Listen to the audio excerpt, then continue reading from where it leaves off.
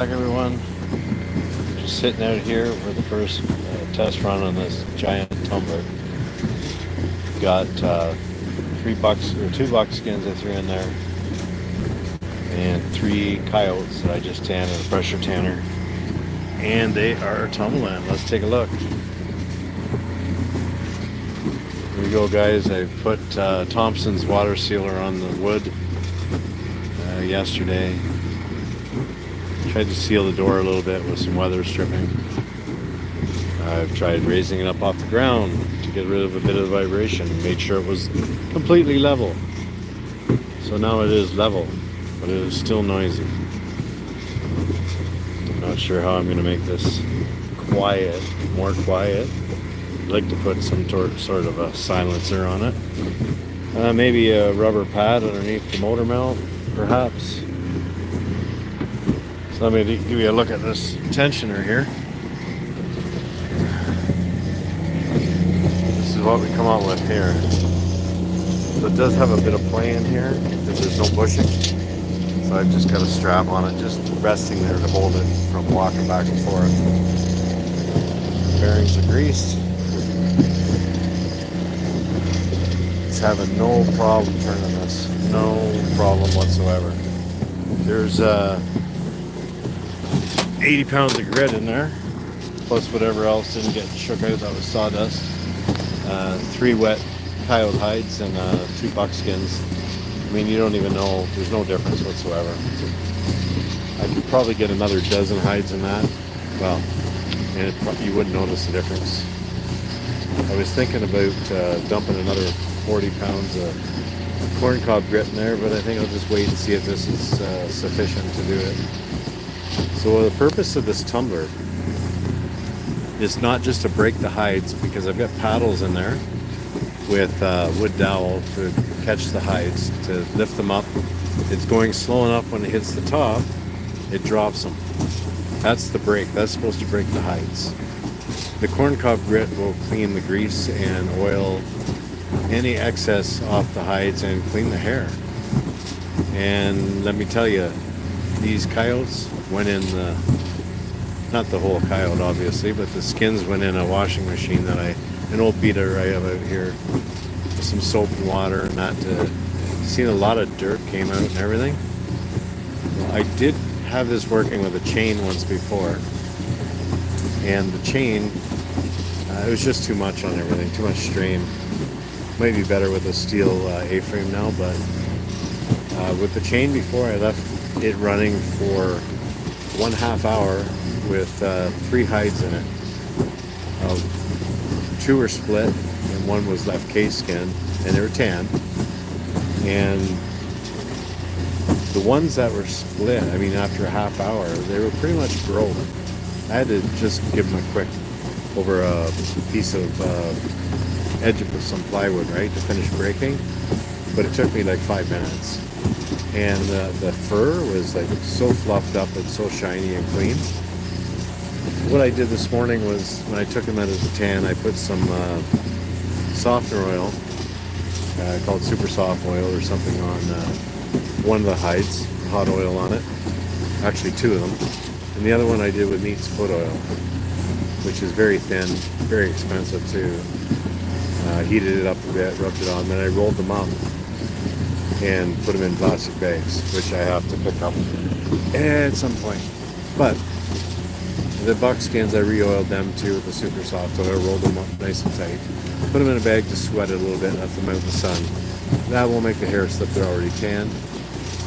Let's see, I've got, tell you what time it is here. It is 12:52. These hides went in there at 11:15. So I'm going to give it another probably 20 minutes.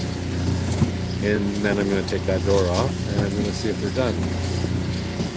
And if they're done, well, it saves me a lot of work, because it's a lot of work breaking by hand and trying to clean. So what we've got powering this thing is a 3 horsepower motor on 220, 30-to-1 gear reduction over here. Give you a look at this. I gotta cut my tie straps there. I just wanted it off the ground for now, but there's my gear reduction.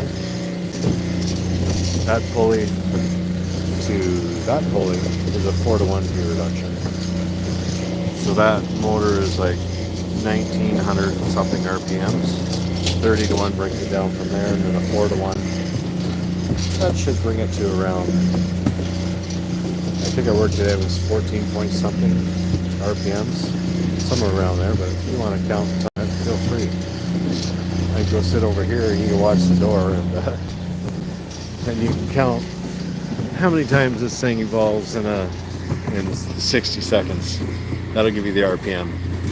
I'm too lazy to do it right now. I know I got about the right speed. You can hear the thumping in there. That's the hides getting dropped off and hitting the bottom of the drum inside. That is actually sign material, aluminum and corrugated stuff that I've bent around the drum on the outside. And I was short a piece, so I just used a piece of plywood I had left over, which also got the Thompson's water seal on her. And the doorway, I put a piece of weather stripping on the inside along the bottom of it, and it was leaking a bit of corncob grit, and that seems to have sealed that up. So there you have it. That's my giant 6-foot tumbler for breaking fur. They used to use tumblers a lot to put fur in before they sent them to the auction, to fluff them up nice, make them look nice and clean, right? Get you better money at the auctions. They call it drumming. So they would drum furs. You'd send your furs to the auction. They'd drum them. They'd go up at auction. They'd get total amounts. They'd deduct commissions and royalties and fees, and of course drumming fees, which I don't think were a whole lot, but that's what they do. That's probably a small drum compared to the ones they use. Anyways, I tried to find one. Bill, I don't know if you're out watching this there. I won't say your last name, people will hate you. But he bet me this one where he said you have to set it down on rollers and turn it from the bottom. And I said, no, I'm going to make it work. So I started this like about a year ago, messing around with it, some wood and stuff, wooden frame. Tried one motor, bought a gear reduction motor that was a variable belt drive in it. Wouldn't even budge it. Like, it did it fine until you put something in it and it wouldn't turn it at all. Anyways, that's what I ended up with, a big motor, a gear reduction. I could probably run it with a smaller motor than that, but hey, go big or go home, right? I didn't want to keep swapping out motors, so I went with a 3. It's not even working hard. So what I'm going to do is I'm going to come back here in about 20 minutes. I'm going to go get the stand for my phone here. If you guys want to join me back here, let's say at it's 12 o'clock now. Let's say at 1:15. So in about